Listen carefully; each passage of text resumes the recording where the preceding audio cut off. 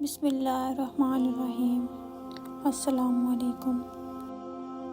انسان دنیا کے گناہوں، دنیا کے جرائم اور دنیا کی غلطیوں کی سزا دنیا میں ہی بھگت کر جاتا ہے۔ ایک شخص کہتے ہیں، میں اس کی زندہ مثال ہوں۔ پروفیسر صاحب کی آنکھوں میں آنسو تھے۔ انہوں نے اپنے سفید سر پر مفلر لپیٹا اور ٹشو سے اپنے آنسو صاف کیے۔ آپ کو دنیا میں کئی ایسے بزرگ نظر آتے ہیں جن کے چہروں پر انتظار لکھا ہوتا ہے۔ یہ لوگ اپنے کمروں، بالکنیوں، کھڑکیوں، گلیوں اور فٹ پاتھوں پر بیٹھے دائیں بائیں اوپر نیچے دیکھتے ہیں۔ میں اکثر سوچا کرتا تھا کہ بزرگ اوپر نیچے دائیں بائیں دیکھ کر کیا تلاش کرتے ہیں۔ مجھے اس سوال کا جواب اسی ریٹائر آفیسر نے دیا۔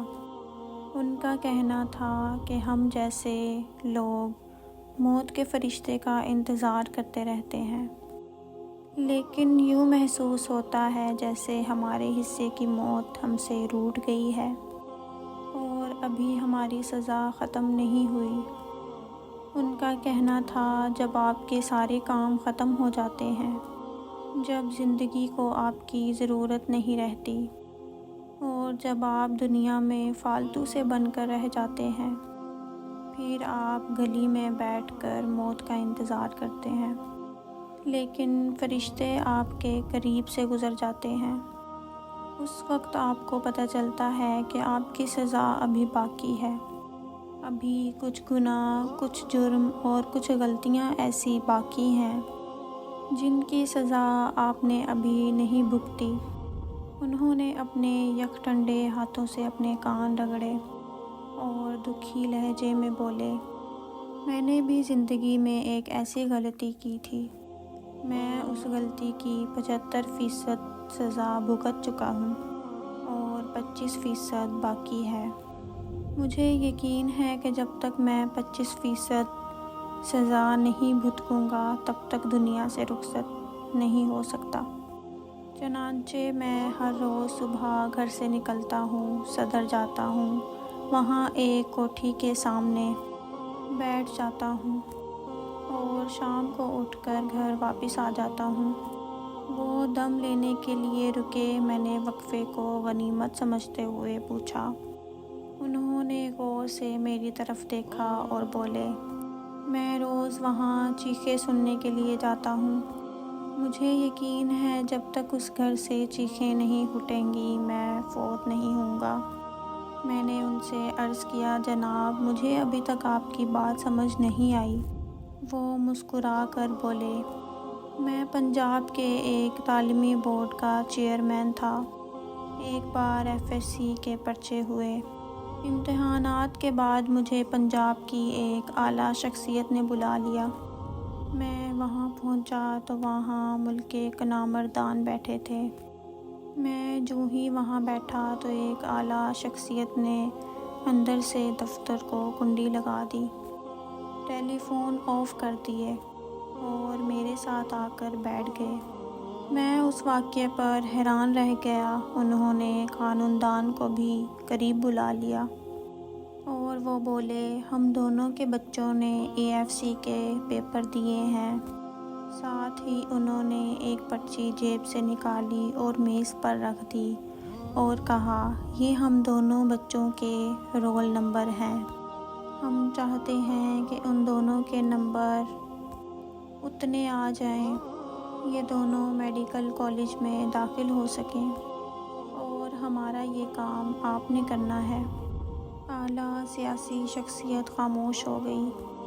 میں نے ڈرتے ڈرتے عرض کیا، جناب میڈیکل کالجوں میں وزیر اعلیٰ کا کوٹہ ہوتا ہے، اگر نمبر کم بھی ہوں تو بھی آپ اس کوٹے کے ذریعے میڈیکل کالج میں بچوں کو داخل کروا سکتے ہیں۔ وہ مسکرا کر بولے، ہم کر سکتے ہیں، لیکن اس سے سیاسی بدنامی کا خدشہ ہے۔ चनांचे मैं चाहता हूँ हमारे बच्चे मेरिट पर कॉलेज में दाखिल हों। मैंने सोचा मैं उसी वक्त उनको इनकार कर दूँ, लेकिन सियासी मुलाजमत बहुत कमज़ोर होती है। चनांचे मैं मजबूरी के बाइस कमज़ोर हो गया। मैंने दोनों बच्चों के पर्चे अपनी मर्ज़ी के एग्ज़ाम में पहुंचा दिए और एग्ज़ामन ने उनको दिल खोल कर नंबर दे दिए। जब ये काम हो गया तो मैंने सोचा मेरे अपने बच्चे ने भी एफएससी के पर्चे दिए रखे हैं, चनांचे वो क्यों पीछे रहे। मैंने अपने बेटे को भी अच्छे नंबर दिलवा दिए। नतीजा आया और हम तीनों के बच्चे मेडिकल कॉलेज पहुंच गए। इसके बदले आला शख्सियत ने मुझे लाहौर में एक प्लॉट गिफ्ट कर दिया। 2 साल बाद मेरा तबादला हो गया। सियासी हालात तब्दील हो गए और हम तीनों के राब्ते ख़त्म हो गए। मेरा बेटा नालायक था, उसने गिर पड़ करके MBBS कर लिया। मैंने सिफारिश के ज़रिए उसे सरकारी नौकरी लेकर दे दी। वो लाहौर के हस्पताल में काम करता था। एक दिन उसके पास एक्सीडेंट केस आया। मेरे बेटे को ऐसे केस हैंडल करने का कोई तजर्बा नहीं था, लिहाजा ज़ख्मी दम तोड़ गया। दूसरे दिन जब अखबार में ख़बरें हुई तो मैं हैरान रह गया। ये वही कानूनदान था जिसने 10 साल पहले मुझसे अपने बेटे के नंबरों में इजाफ़ा करवाया था। मैं कुदरत के काम पर हैरान रह गया। वो शख्स जिसने अपने नालायक बेटे को मेरे हाथों लायक बनवाया था, वही शख्स मेरे नालायक बेटे के हाथों मारा गया। बुज़ुर्ग खामोश हो गए और मेरी आंखें फटी की फटी रह गई। बुज़ुर्ग ने कहा, मेरी कहानी अभी ख़त्म नहीं हुई। मेरे 2 बेटे और 1 बेटी थी। मेरा बड़ा बेटा डॉक्टर बन गया और छोटे बेटे ने MBA किया और एक मल्टीनेशनल कंपनी में मैनेजर बन गया।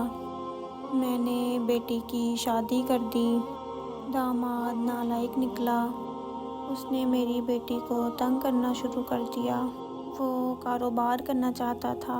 मैंने अपनी बेटी की तंगदस्ती को देखकर लाहौर वाला प्लॉट बेच दिया और सारे पैसे अपने दामाद को दे दिए।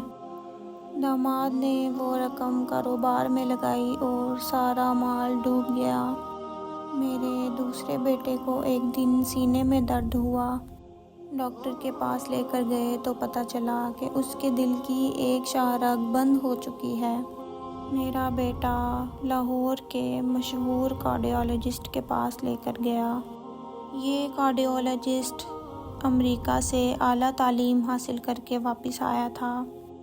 उसने मेरे बेटे का मुआयना किया और बाईपास का मशवरा दिया। मेरे डॉक्टर बेटे का मशवरा भी यही था। हमने ऑपरेशन की इजाज़त दे दी। डॉक्टर ने ऑपरेशन किया, लेकिन मेरा बेटा ऑपरेशन थिएटर पर ही लेटे फौत हो गया। मैं जब अपने बेटे की लाश लेकर बाहर आ रहा था तो मैंने डॉक्टर से उसके वालिद का नाम पूछा। डॉक्टर ने जब वालिद का नाम बताया तो मैं हैरान रह गया। वो डॉक्टर उसी माहिर कानूनदान का बेटा था जिसके कहने पर मैंने उसके नंबर बढ़वाए थे। मैंने अपने बेटे को दफन कर दिया और वो दिन है और आज का दिन। मैं रोज़ाना इस सियासतदान के घर जाता हूँ और उसके घर से चीखों की आवाज़ का इंतज़ार करता हूँ। मुझे यकीन है किसी न किसी दिन अंदर से चीखने की आवाज़ें आएंगी। लोग इकट्ठे होंगे, मैयत को गुस्ल देंगे और जब इस सियासतदान की लाश बाहर निकाली जाएगी तो मैं आगे बढ़ूँगा। मैं उसके जनाजे को कंधा दूँगा और उसके बाद मेरी सज़ा मुकम्मल हो जाएगी। वो खामोश हो गए। मेरी रीढ़ की हड्डी में सर्दी की एक लहर सी आई। मैं 21वीं सदी के साइंसदान की बात पे यकीन करने के लिए तैयार नहीं था, लेकिन उसके चेहरे की झुर्रियाँ झूठ नहीं बोल रही थी। اس کی آنکھوں میں صرف ایک ہی چمک تھی اور وہ سچ کی چمک تھی۔ امید کرتی ہوں میری آج کی ویڈیو آپ لوگوں کو اچھی لگی ہوگی۔ انشاءاللہ ملتی ہوں نیکسٹ ویڈیو کے ساتھ، تب تک کے لیے اللہ حافظ۔